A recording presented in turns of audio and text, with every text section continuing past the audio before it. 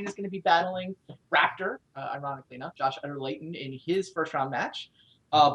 The other side of that bracket is the match between Paul Cheon and Jerry Thompson, and we're going to hold that match for you guys. So we're going to watch Brian and Josh first up, and then when they're done, then we'll tell Paul and Jerry to start, watch that match, and then everybody gets we'll catch up with the other half of the bracket in the first semifinal. Up there, it's going to be Tom Ross playing against Andrew Cuneo, and it's going to be Owen Turtenwald playing against Brad Nelson. Yeah, the Owen-Brad matchup is the one we have pegged as potentially lasting the longest because it's Esper Dragons against Obzon Control. Yeah, no, I definitely think it's interesting that as the league goes along, people seem to be going a little more toward the control decks. It's like they want a little more control of their destiny, I think. And people, I think, are, especially somebody like Brad, who's hanging out toward the bottom of the standings, I think wants to try to play I don't know, a more real deck. Is that a fair read? Well, I don't think Brad played unreal decks. Like he played Obzon aggro. Like he's played Mardu Dragons. Like these are fine decks. So that's a good point. I mean, he managed to not win, but that's that's you can't always control that. It will be interesting to see if Ojitai gets out of round one because that hasn't happened yet. True. We have seen Esper Dragons decks. We've seen various Ojitai decks, and they have not really advanced. Yeah, Owen versus Brad, obviously pretty interesting matchup. Two guys who really know what they're doing in the format. But I think we can watch two matches insteed of watching the Obzon Control versus Esper Dragons. Yeah, exactly. Then Tom Ross. Yeah, he's back with the Impact Tremors. So. Right, Tom is running Impact Tremors. And there's actually two Mono Red decks in the field this week. Tom Ross and Jerry Thompson is running a version of Mono Red. But I know we can have this ongoing conversation about how many different decks we have. I've got it at 8 different decks this week and up to now 25 decks overall. Because, I mean, Jerry and Tom may overlap at Lightning Berserker and Zergo Bellstriker, but they're fully 22 spells different. Yeah. Their takes on Mono Red. I'm not arguing with you this week. I think last week it was an interesting debate. I think this week these are just two different decks. One has Impact Tremors and one has Thunderbreak Regent. These are not doing exactly the same thing. Precisely. Yeah, they overlap on Berserker, Bellstriker, and Burn. That's basically where they overlap. The Burn being Strike, Stoke, and Slash. Yeah. It's interesting. To Jerry's take on Mono Red, I don't know. We can. Well, we're going to get to that matchup later. We should talk about Raptor's deck. Yeah, definitely. Josh brought some spice to the table for this match against Brian. We've shown you Brian Kibler's 4-color Coco deck. This is what Josh is going to be fighting him with. Can you walk us through what's going on here, Luis? So the main combo here is like the Ascendancy decks of the Pro Tour, which is for Pro Tour Khans attack here, by the way. The first time that Khans got played, it's you have Jeskai Ascendancy out. You target one of your creatures with Retraction Helix, and then you bounce something cheap, like, say, a Springleaf Drum or a Dragon Mantle, and every time you play a spell, it untaps the creature again, lets you bounce something again. This particular list doesn't have any 0-drops, so it does need to have 2 creatures out generally, or 2 Ascendancies. But once it does that, it can loot through its deck, and this deck is going to eventually find a Crone Crusader, and it can just play a Dragon Mantle enough times to get infinite tokens. You can stop looting whenever you want with Jeskai Ascendancy. And this is kind of like a heroic deck, too, because it's got Meletus Astronomer and a Crone Crusader, and then a bunch of cheap enchantments to put on them. Nyxborn Rollicker is, of course, both a card you can bestow on them and a creature to just play if you need a creature to hold a Retraction Helix or a Springleaf Drum or a Dragon Mantle. So it's kind of a more, I guess, aggressive version of the Ascendancy combo insofar as it's got a couple other like combo synergies going on, but the ultimate goal is to still just get out Jeskai Ascendancy. It's going to have a hard time winning without that card. Now, is this a deck that you guys tested for the Pro Tour? Did you have this version of Ascendancy? We tested Dragon Mantle in the deck, but we didn't have the full-on Meletus Astronomer version. Matt Nass actually played this at Grand Prix Denver and lost playing for day 2. It's an interesting take on the deck. It has more dig because it has Meletus Astronomer and Dacra Mystic. Well, it has less literal dig because it's not playing Dig Through Time. Right, I saw that. 2 Dig Through Time in the sideboard is all. What this deck does, I think the best compared to the normal Ascendancy deck that has just, say, 4 Sylvan Caryatid, 4 Rattleclaw Mystic, is that it's got a lot more creatures and ways to just combo with those creatures, so it's less likely to end up stranded with no creatures in play versus the other deck. Fair enough. And what's your take on sort of the home of Ascendancy in Standard nowadays? Is this, you played this at the Pro Tour, right? I did. I did. Pro Tour Khans anyway. Yeah, Pro Tour Khans. I did. Ifro did. Paulo did, and Cheon did. So I think we were the ones who played it, as well as Guillaume Matignon. And we had mixed results. The deck did not end up performing as well as we'd wanted. Ifro and Paulo did pretty well with it. The rest of us had kind of middling records. The advantage to playing a deck like this is against decks that can't interact with you. You generally goldfish faster in a way that is kind of goes around a lot of the removal spells or interactive spells in the format. But Dromoka's Command is a really big card, and that makes this deck a lot worse. People just get a main deckable disenchant now, and Kibler has it in his deck. Wow. Okay, that is definitely one to look for. Yeah, Dromoka's Command does feel like it makes essentially just a little weaker than it was before the command was printed. Yeah, I think Josh was hoping that Kibler would be on a green deck that didn't have white in it, because generally this deck would be able to outrace, like, say Kibler played the deck that like a green-black deck or the mono-green deck. Those decks don't kill super fast, they're more mid-rangey, and this deck can assemble a pretty quick combo. But Dromoka's Command just adds tons of turns, because even if you find another Ascendancy, killing the first one is a big deal. Though this deck does have a lot of enchantments in it, and Dromoka's Command is sacrificed enchantment. So if Josh can play a Dragon Mantle or even a Rolliker before the Ascendancy, he actually has protection there. That makes sense. So yeah, Josh will be playing against Brian. The winner is then going to play the winner between Paul and Jerry. We've mentioned the fact that Jerry's on mono red. I don't want to spend too much time talking about that matchup because I'd rather just watch this one. But to give you guys a taste of what's to come, Paul Cheon is on the Dragon Megamorph deck that did well at Grand Prix Shanghai last weekend in the hands of Watanabe and Mahara. Did I get that right?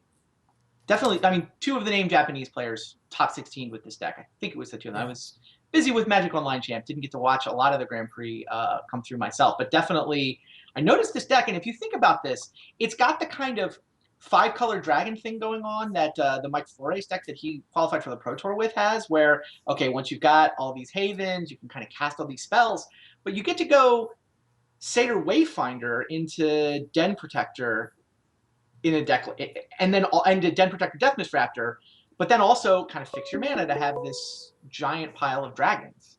Yeah, this is a kind of like a black-green 5-color dragons deck, because if you look at the Dragon Lords between Silumgar, Atarka, Ojutai, and Dromoka, you've got all the bases covered, all the colors.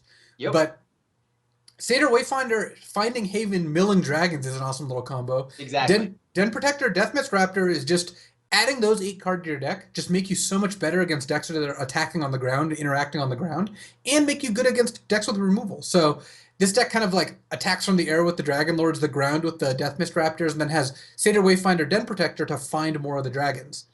And then Thoughtseize, Foul Tongue, Hero's Downfall, and Murderous Cut is just good black spells to interact with the opponent, because this deck is a little slow. Okay. We should be closing in on our match between Josh and Brian. Okay.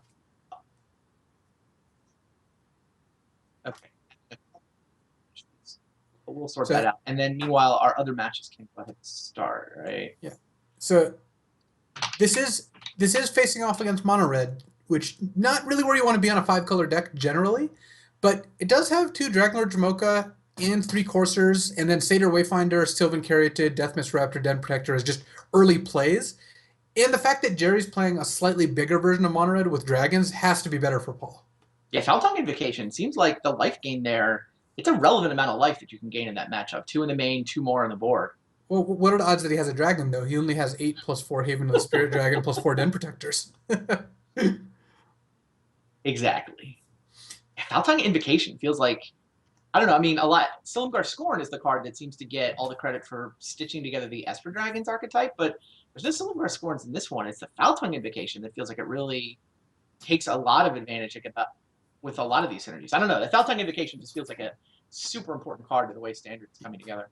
Definitely, and it does, as you said, get less press than Silumgar Scorn, but I'm playing 4 Foul Tongues in the Esper deck that I've been playing, as well as the 4 Silumgar Scorn, and they're both very important. So I think one of the advantages of playing this deck is that you have a 3-mana spell that kills their creature and gains you 4 life, which is just an incredibly efficient card.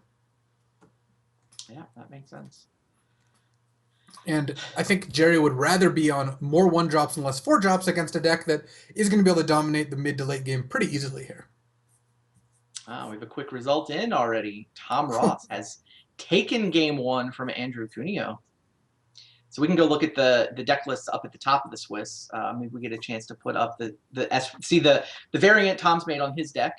Our hand cams are having a couple technical difficulties, so we want to make sure we get our hand cam set up before we actually start watching our feature match. But yeah, here's Boss Impact Sly. Tom Ross has essentially run back the deck that he picked up a couple of wins with 2 weeks ago. He's down to the 2 copies of Impact Tremors, down from 3, but still basically that same strategy. Yeah, it's the more, suicidal mono red deck. Its cards are not good in the late game. It's got a lot of burn, so it can close out the game if the board stalls out, or even if Tom is behind on board and his first rush gets stalled, he can burn his opponent out. All his creatures turn into burn spells with Impact Tremors, and he's got Lightning Strike, Stoke, Wild Slash, but he doesn't have a card that costs more than 3. He's got 7 3-drops, and everything else costs less than 3. So this is, not counting Stoke, of course. So this is the Sly deck where it just tries to go 1-drop into 2-drop into 3-drop, or 1-drop ideally. Look at it. He's also taken a deck. In my mind, this is the same deck Andrew ran a couple of weeks ago. I called it green-black shenanigans at that point in time. And he's kind of focused in on the stuff that was working and cut some of the stuff that was really not quite working. And it's, I think, a little more of a clean Constellation deck at this point. Yeah, and I actually kind of like this. I like that Andrew's taking a deck that he played before and refining it and tuning it, because that's, I think, an interesting part of the league. Like, one of the interesting parts of the Vintage Super League is just how the different deck was evolved over the course of the season. So I think seeing that Andrew was able to play another Den Protector, still isn't up to 4, but he's getting there, and just a more tuned version of a deck he played is pretty good. Yeah, more Den Protector Night Howler turned out to be a really good combo. That is basically what he used to beat Josh Utter-Leyton in the first round when Andrew ran this deck the first time. So another Den Protector, and some of the sort of random graveyard filling, the 2/3 spider whose name is escaping me right now. I think Nyx Weaver. Thank you, Nyx Weaver. Yeah, a card which last time we talked about how it wasn't quite playable, and Andrew decided that he agreed. Yeah, he took the bad cards out of his deck, moved the good ones. This is how things happen. Yeah. But yeah, I thought this deck would actually line up decently against mono red. But I guess Sly gets the right draw, and it's hard. Sly on the play can just beat everything with without really any disruption, like very easily. It's not like the sideboard is insane for Andrew either. He's got 2 Disciple, 2 Hornet Nest. Yeah. So I could see things. Generally decks improve against mono red, but for the most part, 4 sideboard cards is not going to swing a matchup very much. Get a couple Nylea's Disciple. That's a nice one to have. A couple Hornet's Nest, not bad. It seems like Andrew is decent shape for sideboarding that matchup. And his main deck doesn't look awful, but he does not have a ton of life gain though. He's got Doomwake Giant if he can get to it. He's got Courser as life gain, but other than that, his cards are not super efficient. And he's got the 1 whip of Erebos, but getting a creature out and playing a whip is problematic. Yeah, I think what we're going to do is stream with just one of the hands. If we can't seem to get, I think it's Brian's hand that we're missing, but I want to watch Magic. We've done enough talking about deck lists. We will basically watch this from Raptor's side. Which, if we had to pick one of the hands to be able to watch from, it's definitely the Jeskai Ascendancy deck. We'll just assume that Kibler's hand is just a bunch of green creatures and or Mantis Riders. That works. So here we go. Round number 1, Brian Kibler has brought a 4-color collected company deck to the table. Josh Utter-Leyton is on Meletis Astronomer Ascendancy combo. And yeah, let's let these guys play. And Josh's hand is fine. He does not have the actual Jeskai Ascendancy, but he has everything else he needs. So this is certainly a keepable hand, though Josh is on the draw. Being on the play would be pretty nice when you're playing what is essentially a race. Josh's deck is not super interactive. It can put out some blockers, maybe use a Retraction Helix defensively, but that's about it. All right. How good is Josh's draw?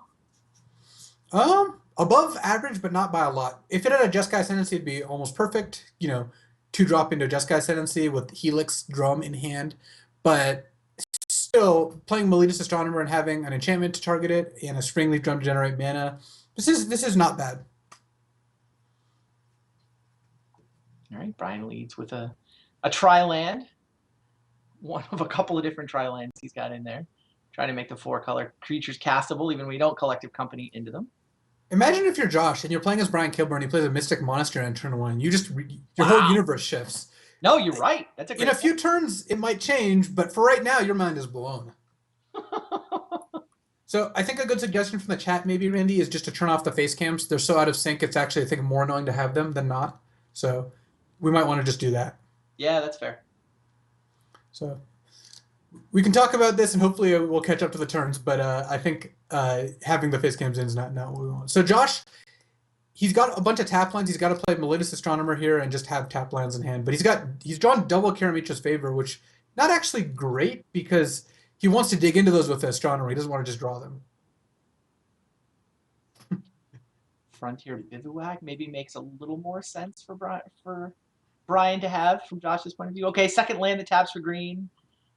All right, now Josh is normalizing a little. He's like, all right, so Kibler's playing some kind of deck that has green mana, but is not necessarily playing a Jeskai deck. Right, Savage Knuckleblade. All right, now we're back into familiar territory. Kibler's got a Knuckleblade in play. All is right with the world. Oh, that's actually a good point. Someone pointed out in the chat that Paul Cheon played the deck Kibler's playing on stream during his 24-hour stream last week, and Josh was there at Paul's house on the stream.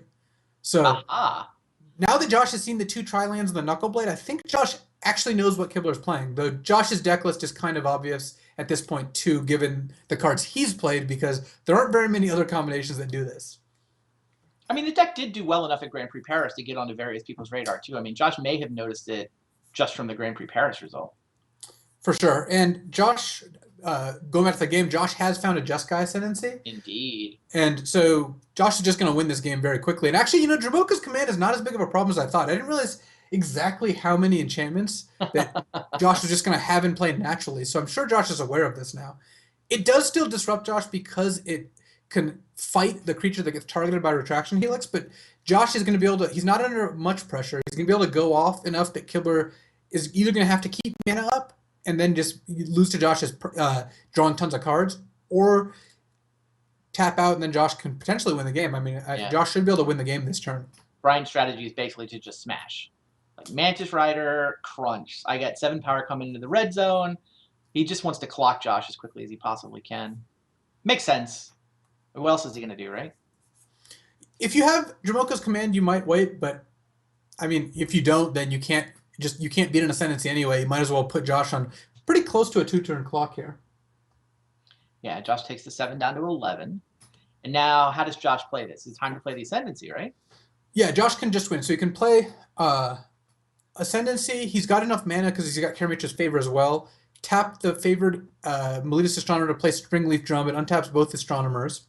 Then you can tap either one with the drum, or just use the favor to cast Retraction Helix on one of them, and then you can, every time you bounce Springleaf Drum, you untap both creatures, you tap, you recast, you just go infinite, and you attack with two incredibly large Melodious Astronomers. So this should be it. Kibler actually could concede at some point here, depending on when he sees the actual kill. Kibler's not probably going to want to watch this happen too many often. Josh is going to have to demonstrate the loop, once basically. And this is one. What's that? All right, I think we'll just keep going with the one hand cam. That's fine. And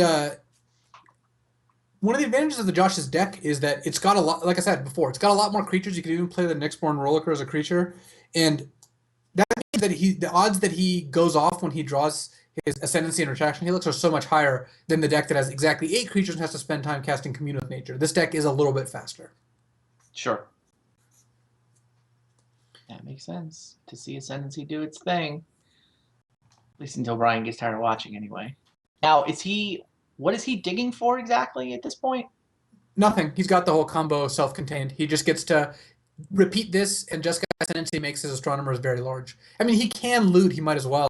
He could even Helix the Mantis Rider at some point if he needs to. But sure. could bounce the Mantis Rider, could attack with the just attacking with the Meletus Astronomers, though.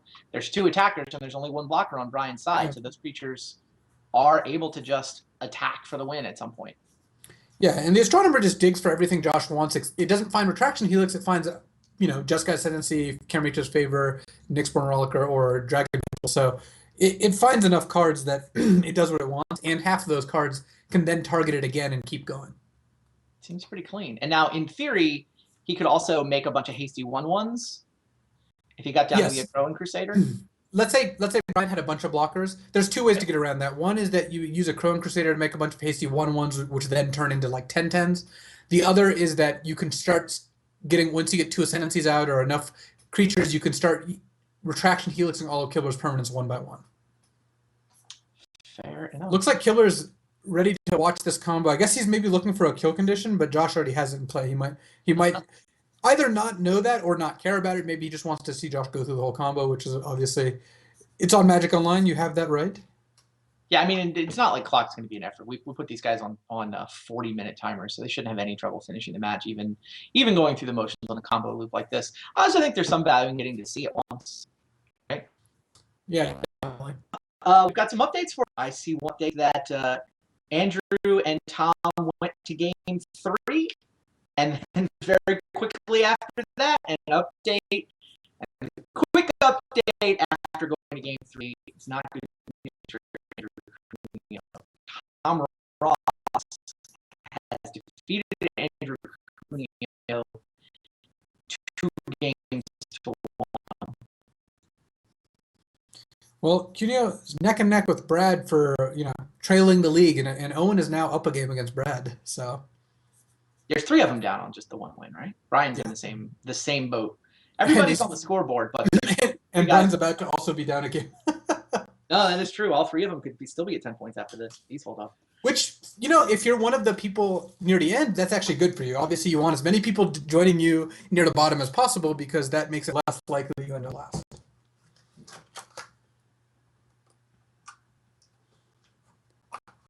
So taking a look at the sideboard here.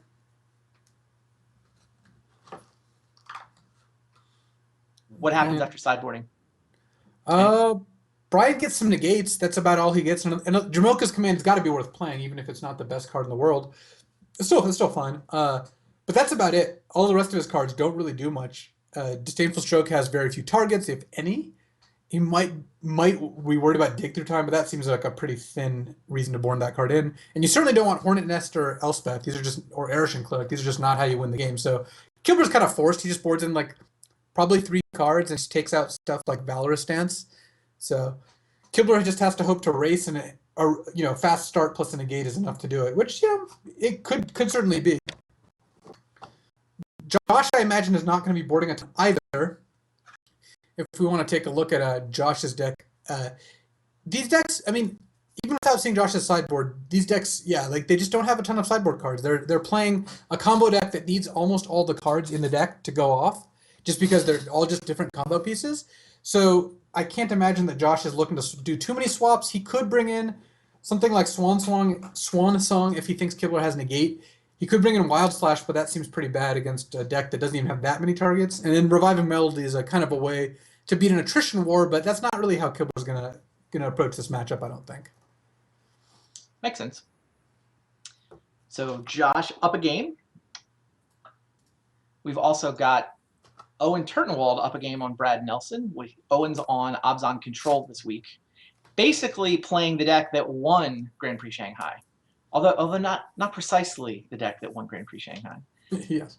Yuki Ichikawa won Grand Prix Shanghai with an Abzan Control deck that had 61 cards. So yeah, and there was a pretty funny Twitter interchange where Owen's playing 61 cards is inexcusable and got 30 retweets or something. Then Reed Duke responded to Owen saying, hey, when an expert player does something unconventional, you should try to see what you can learn from it. And Reed got 50 retweets. So I thought that was a pretty funny little interaction there. Yeah, no, I particularly enjoyed Nassif chiming in with having won the Pro Tour with his card deck. Yes, of course. So this hand is a little less impressive for Josh. He doesn't have Retraction Helix, and he still doesn't have Ascendancy, but he still has, Astronomer plus a way to target it, which is, a good way to find extra cards. And he still has decent mana plus a Sylvan Caryatid, so he's like he can play turn 2 Caryatid, turn 3 Astronomer, target it with the Dragon Mantle, and that's just not a bad start at all. Whereas Kibler has the slowest start I've ever seen. And he drew a Plains. He drew an untapped land with his 2 Savage Knuckle Blades. Knuckleblade. He can't cast it. So, not to spoil it for Kibler, but after Paul played this on stream for like a solid day, his conclusion was that this deck was not good. So we'll see if that ends up being more accurate or not. You can play Collected Company on turn 4. This is true, and that is a good way to make up for it. I do think Collected Company is what this deck has going for it, but nothing, Collected Company, even if you get 2 good hits, I don't know if that makes up for doing nothing the first 3 turns. Yeah. And so Josh just playing a bunch of dorks, and next turn going to set up a Dragon Mantle is the idea. He still basically needs to find an Ascendancy. Yeah, Ascendancy doesn't actually quite just do it, and then one of the reasons to wait on Dragon Mantle is if you draw Ascendancy next turn, you want a non-land spell to trigger it, or non-creature spell rather. But it's still even if you find Ascendancy here, you're not like going off. You still need to dig to Retraction Helix. Though Ascendancy does help dig pretty effectively. And Josh, of course, is playing. He's playing Ascendancy deck. He's playing a Landblight deck that has a lot of spells that trigger these, Astronomer and Ascendancy. He gets to rip through his deck very quickly. Brian debates whether to play Knuckleblade or Company. Goes for a hasty Knuckleblade. Just to put the pressure on, this will attack for more, clearly. It is funny that Kibler did draw a basic land finally. It's a forest that works, but drew it a turn too late. Rawr. So Josh is going to lead with Dragon Mantle on the Astronomer. See if he can find something here. He found Nyxborn Rollicker and drew Sheevan Reef, so kind of a brick, but he gets to take another spin. He gets to put the Rollicker on the Astronomer, and if he feels pressured at some point, he can start putting cards on the Crusader to make chump blockers for Knuckleblade. Knuckleblade is actually somewhat ineffective against Josh's deck. It's normally a decent clock against combo decks, but Josh can actually generate lots of blockers. Josh missed, of course, in the second. Rollicker missed. So basically targeting the Astronomer lets him go looking for enchantment, right? Yeah, any enchantment. It doesn't even have to be an aura, so he could find Jeskai Ascendancy off of it. He's going to play the second Astronomer. He's got enough random lands that he doesn't want to play in his hand, I guess. In general, these decks don't want to play anything above the minimum number of lands, just because once you string with Ascendancy, it really puts pressure on you to have cards. Josh has 3 lands in hand.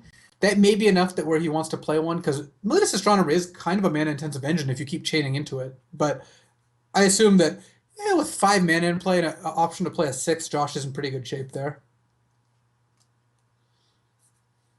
One of the subplots coming from the Magic Online Championships is apparently Ephro and I sound very similar on stream. People in chat are asking if is that me or Ephro. You've got your name on the screen. No picture though. It could be Ephro masquerading. That's true. And you wouldn't be able to tell because the level of commentary would, of course, be obscenely high. Does it count as a brag if I'm bragging for Ephro and me? I think so. Oh, yeah, it definitely does.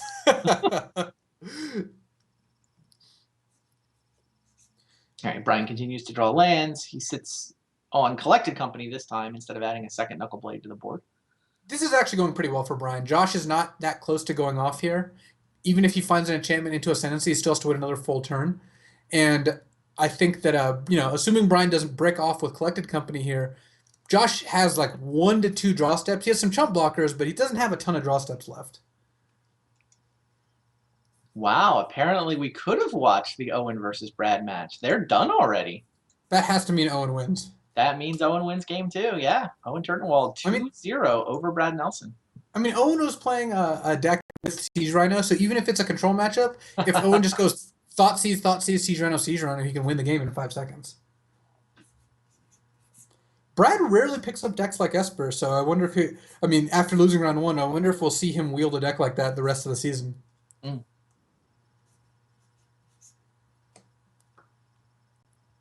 People are starting to complain about Brad Nelson messing up their fantasy standard Super League drafts. I know multiple people who drafted up the 8 players the beginning of the season to see who could get the better crew. Well, the problem is when Brad signed the deal with the Devil that he did a couple years ago, Standard Super League wasn't a thing, so he couldn't put that in, and so there was an exception. It's only for Grand Prix and Pro Tours. Got it. It's only Grand Prix and Pro Tours. And probably Star City Games tournaments too. I mean, I assume Brad does a lot of winning there as well. So what's going on this board? Brian collected company into Mantis Rider, which is important because it's a flyer. Josh is going to start chump blocking. Remember that the bestowed Miletus Astronomer, first of all, it can chump block twice because Nyxborn Reliquar falls off. Second of all, he gets to block and use Dragon Mantle's Fire Breathing to actually trade for something. Right, he's got 4 untapped red mana, right? Yeah, he can trade for a Savage Knuckleblade. He can trade a 1/3 for a Savage Knuckleblade. Well, I guess it's a 2/4 technically, but and then end up with a 1/1 in play. So Josh is kind of brawling here, even though Kibler, I assume, is going to send both Knuckleblades in and the Mantis Rider. And at this point, probably the Fleece Mane, though that does get triple blocked. Brian, actually, he can cast Stoke the Flames if he doesn't want to attack with the Fleece Mane. He could maybe just stoking the Astronomer is actually good, though Stoke does give you an extra turn on the clock. So it looks like he is gonna stoke maybe. Or maybe he just doesn't want to risk Lion getting triple blocked, because that triple block's not great for Brian either. Yeah, no, the Lion's going down if he attacks with it, so. Miletus Astronomer is gonna trade for Savage Knuckleblade here, isn't it? Yep. Though if Josh takes a damage, yeah, I like chumping the other Knuckleblade. I think that you've got to be wary of Stoke the Flames. It's, I assume Josh knows the deck list here, and you don't really want to take an extra hit here, especially if you do have to. No, I guess you don't even have to take a damage to Fire Breathe here. You've got Sylvan Caryatid plus Frontier Bivouac, so that's the second point of power from the Rollicker. So. The cleanest trade I've ever seen.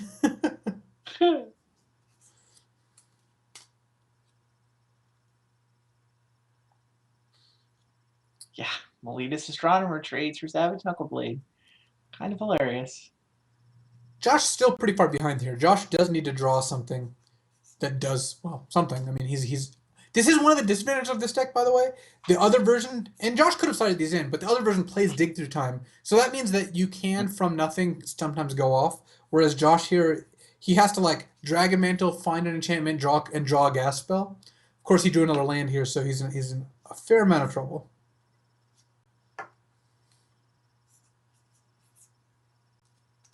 Yeah, and he's really 2 cards away from winning the game. He needs both an Ascendancy and a Retraction Helix, right?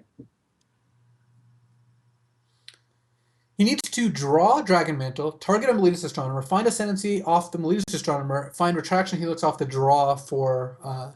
oh, is that all? For Ascendancy, or off the draw for Dragon Mantle, then he can go off. Yeah, so that's... I assume that he's like 20% or so. I didn't run the numbers, so... But... Josh is going to die to Stoke the Flames with this current block, but it's getting to the point where he can't block with everything. I mean, this seems reasonable, but at some point he needs creatures in play to win the game too. So this is basically the last draw step Josh has, and like I said, he has to hit kind of like running cards here, off of triggers and whatnot. You've mentioned no Dig Through Time, no Treasure Cruise in this list either. That's another card that I think you guys did play before, right? Yeah, we played 4 crews to dig because we had full-on Commune with Nature, Taigam scheming to dump cards in your graveyard, whereas Josh is on the all creature plan. He doesn't fill up his graveyard as quickly, so he doesn't have main deck digs. He sideboards them in. Against control decks, I would not imagine he sideboards them in here, just because the games are not really attrition games. Yeah. Obviously, when you flood out this much, dig starts looking good, but that's not really what you plan for. So Josh is dead here. Kibler doesn't even have to cast the Stoke. He can cast it if Josh does anything, but for the most part, he doesn't have to. Yeah. Josh has now chumped blocks down to where his board state is quite bad. Kept the Astronomer so that something like a Dragon Mantle can, in theory, hit runners. But this is upkeep, Stoke the Flames. Yeah, it might as well. Yep. So we're going to get a game 3. Brian Kibler has tied things up with his 4-color Coco deck. Josh Utter-Leyton could not ever, basically never found Jeskai Ascendancy. And I feel like he also never saw a Retraction Helix, but I mean, finding the Ascendancy makes it so much easier to then find the Retraction Helix that feels like the Ascendancy is really the key card. Is that, I mean, you've got more experience with the deck than I do. So one common feature of decks featuring Jeskai Ascendancy is that the best card in the deck is Jeskai Ascendancy. So yeah, I don't think I've played a deck that has Jeskai Ascendancy in it that doesn't play 4 and want to draw it more than any other card in the deck. So yes, you're definitely right. For a reason. This deck wants to draw Ascendancy. The reason being that, first of all, Ascendancy is your engine card in any deck that includes it. Second of all, it digs for your other cards. It makes it so you just tear through your deck in like 2 turns, if not less. So I think that Josh is going to hopefully have Ascendancy in his opening hand here. He has not had that yet. He is on the play. The upside for Ryan, or for Brian is that it's going to be hard for Brian's draw to be worse than his last draw. So I think that he's on the upswing there too. Yeah, and he won with the last draw, despite how terrible. He did. That's what I mean. Like, he won with that draw, and so that's a good sign, right? I mean, let's get down to Josh basically didn't do anything, and no Ascendancy for Raptor. This draw is not good. I think it's a keepable draw because it's got a bunch of the combo pieces and Astronomer, which, even though you don't have a way to target Astronomer besides Helix right now, and you don't really want to burn a Helix, Astronomer is the kind of card where you draw one of 20 cards in your deck, and it keeps drawing you more cards. So I think this is a very reasonable hand to keep. It's just, if you're Josh, you're not excited about this.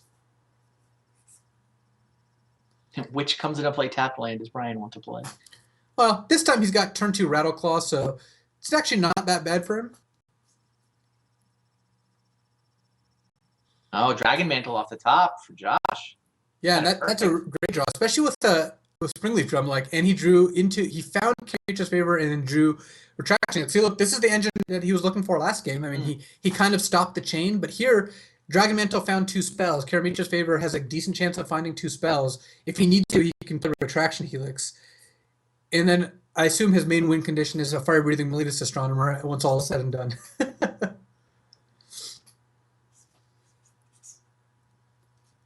So he's basically one Jeskai's Ascendancy away from locking the game?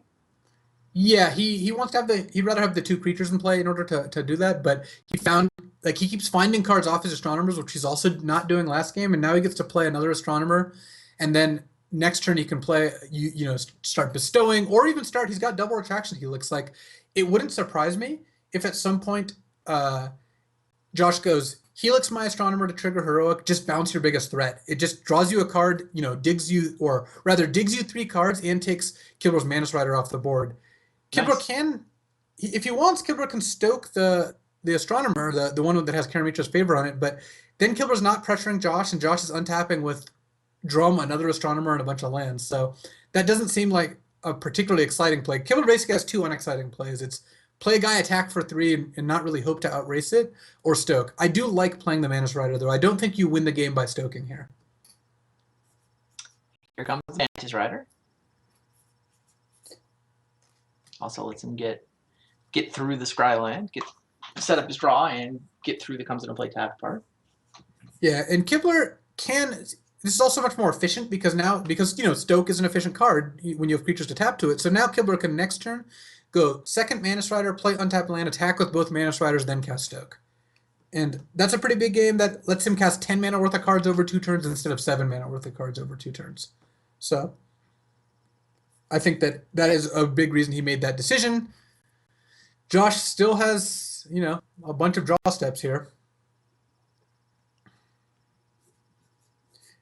Josh took enough damage off his lands. Kibler could potentially try to get him with Manus Rider to stoke. But here I think you're going to see Helix bouncing the Manus Rider. Also, if Helix finds Ascendancy, you just found your way into the combo. And if you don't, you get to bounce Manus Rider because you have backup Helix.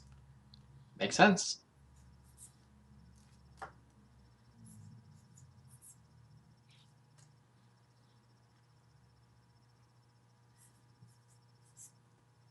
Yeah, I think Josh was thinking about that play, but the other play is to start by bestowing. The problem with bestowing is if you bestow and you find Ascendancy, you can still cast it. So, but then you wouldn't be able to do anything else with it. Is the spell? Oh no, you can because you can play an untap land. So you can bestow, play Ascendancy, and then play Helix and go off. So either way, Josh is going to have a couple looks here. I do think that he's going to end up casting Helix if he misses on this, though. He does lead with the Rollicker.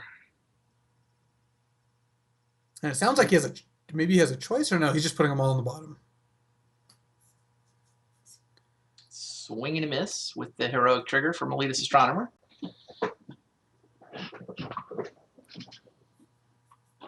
But yeah, he can target it again with Retraction Helix, and he's going to. And the advantage of this is that you get to bounce the Mana Strider, and I think that's a big thing. It lets you take a lot less damage this game. That's better than bouncing a Dragon Mantle. Well, it depends what you find off this. If you break off this, then you have to think a lot more about bouncing Dragon Mantle, since then you're out of gas. But if you hit like another Dragon Mantle or like a Karamitra's Favor, then I would be happier to bounce Mana Strider. It looks like Josh did miss, so 0 for 6. Yeah, bouncing Dragon Mantle I think does appeal to you there. That is the better play now. Worst he's going to take is what, second Mantis Rider and a Stoke. He can take 10 next turn, but he's not. It's hard to imagine Brian killing him on Brian's next turn. Yeah. It feels like 10 is. I mean, he actually has the 10, which is kind of the worst case scenario from Josh's perspective.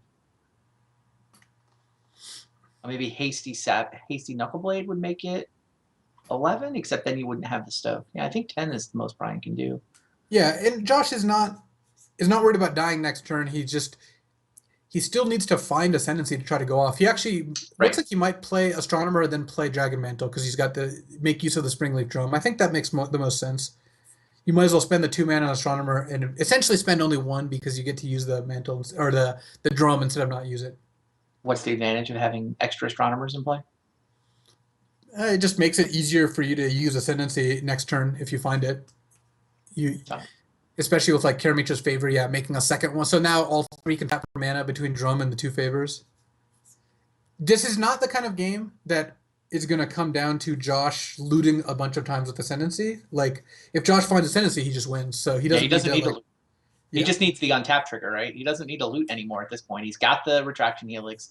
He's got the Dragon Mantle to bounce. He's got Springleaf Drum. He's set if he can only find an Ascendancy with that untap trigger. Now, there's Dromoka's Command off the top of Brian's deck. Does that give Brian the ability to break up the combo? It doesn't give him any more ability because he already had Stoke. So regardless, Brian has a way to target any creature that Josh has that gets targeted by Retraction Helix. So one way for Josh to get around that is if he draws a second Nyxborn Rollicker and puts it on the 2/4 Astronomer and he makes it up to a 3/5, then Josh is able to play and not have to worry about Stoke or Dromoka's Command, which he does currently have to worry about, and I'm sure he's aware of that. So Josh really needs to, finding Ascendancy is still pretty good here though, because it gets him a bunch of draws and a bunch of mana. I think if Josh finds Ascendancy, he's still favored to win this game, but he needs to find it fairly quickly because he doesn't have infinite mana and he knows he's dead next turn. Or he doesn't know he's dead, but he's got to assume that. He's probably going to take a point of damage this turn off casting a spell anyway.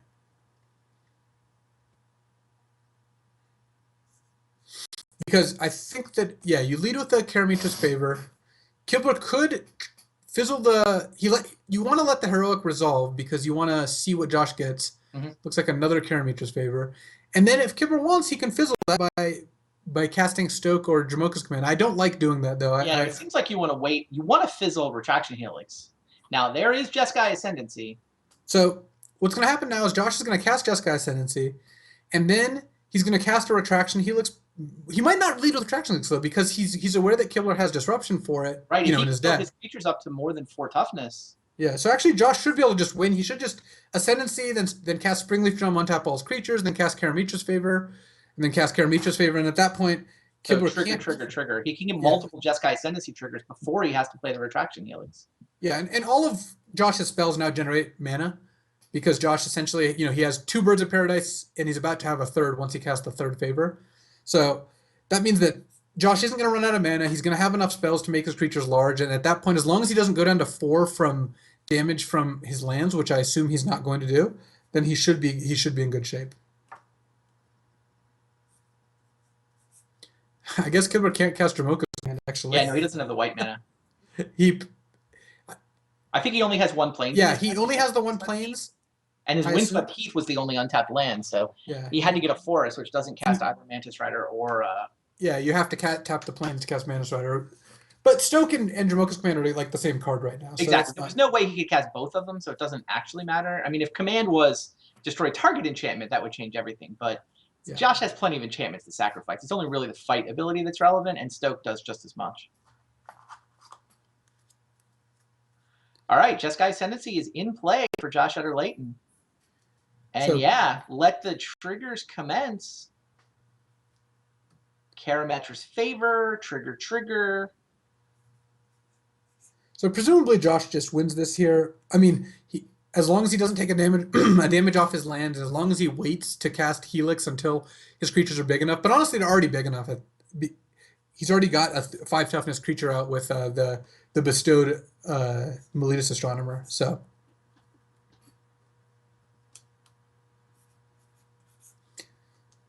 Josh is going to be on the scoreboard here for this particular week. Yeah, Brian is going to hang out at 10 points, tied for last with Brad Nelson and Andrew Cuneo. Our 3 tied for 6th, 7th, and 8th players have now lost the 3 first-round matches we've watched. Yeah, it's funny because I'm not sure it shows much besides, maybe the players have picked the decks that just were not great for the week they played, or just the matches went a different way. I mean, Esper against Obzon is a close matchup, and it's not like Brad picked a horrible deck to play. All these players are great, obviously. Yeah.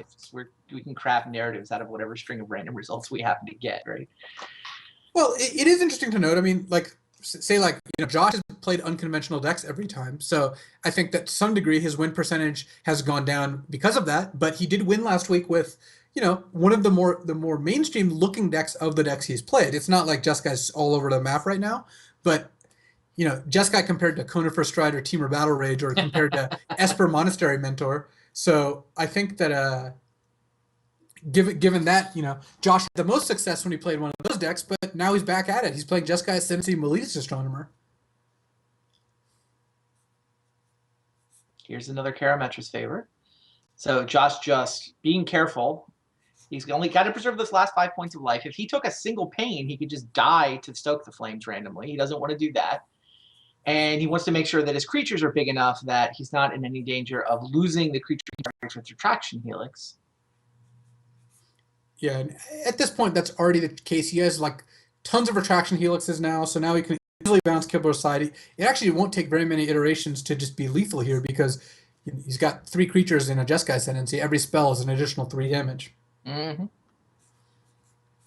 I mean, one of those spells he's gonna need to take the time out to start bouncing Brian's creatures to clear a path. But I find it amusing that we have the mirror match here of 4 color, no black.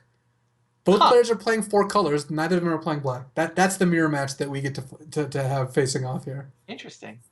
It's kind of the likelihood of that is not very high. Let's just put it that way.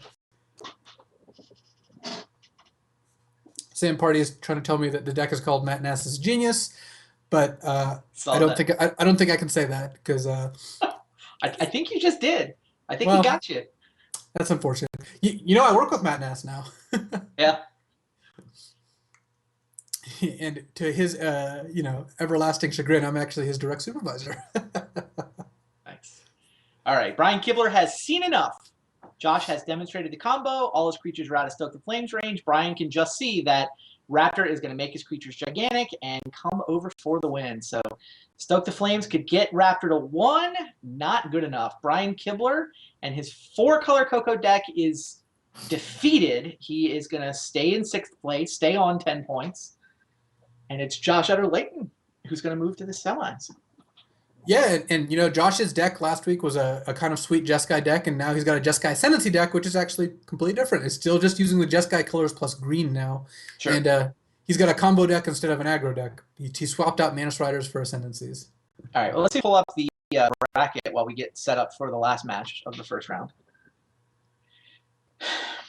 Brian is losing now to Josh. We'll get that part of the bracket updated. Jerry Thompson and Paul Cheon is the one match that is left to come. Tom's not that far yet.